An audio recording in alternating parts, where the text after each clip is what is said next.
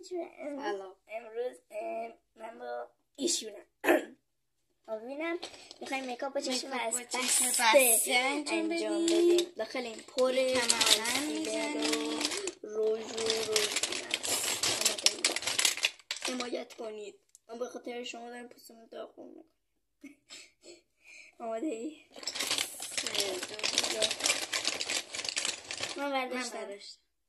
با چشم بسته بزنی؟ آره. احساس میکنم خودشه.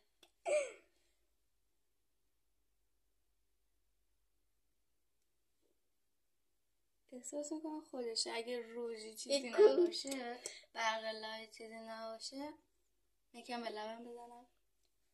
خیلیم چی برشتی؟ نمیدونم. نباید ببینیم. نبود. حالا ما هرچی باشه باید بزنیم. کجایی؟ من نمیدونم. من حتی مدام میگم بیافه هم دیگه نگاه کنیم. خب بر من کانسیلر برشم بیوتی بلندر. به خدا بیوتی بلندر خودتو بردار سعی کن. کجاست؟ اصلا بیوتی بلندر رو کجا گذاشتی آبین؟ نمیدونم. پیدا کردم. نمیدونم مال که برداشتم. نه من مامانتو نمیتونم بو گو میده. کانسیلر بزنیم بیرون؟ نه بندازیم تو. دوباره چالش میشه. بذار من دست کنم ببینم کجا گذاشتی. پیدا کردم. من این وقت فکم بزدم اون وقت فکم نزدم. اینجا چشم بازه؟ نه نیست. من چشم بسته از کور رنگی دارم اینجا نمیتونم ببینم. من مثلا بلند میکنم این چشم داره ضربه میخوره و یکی چشمم باز میشه. این وقت آینه نیست. میتونیم باز کنیم. اوکی. هم دیگه نباید نگاه کنیم.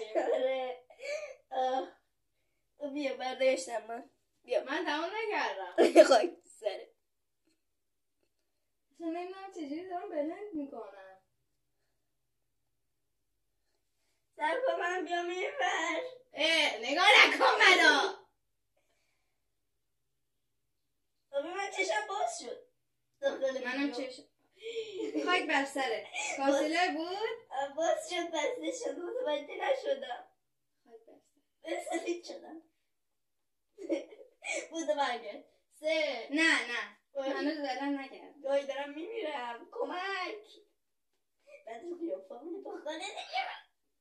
نکردم؟ نه دارم پاره میشم. ازشم عجیجه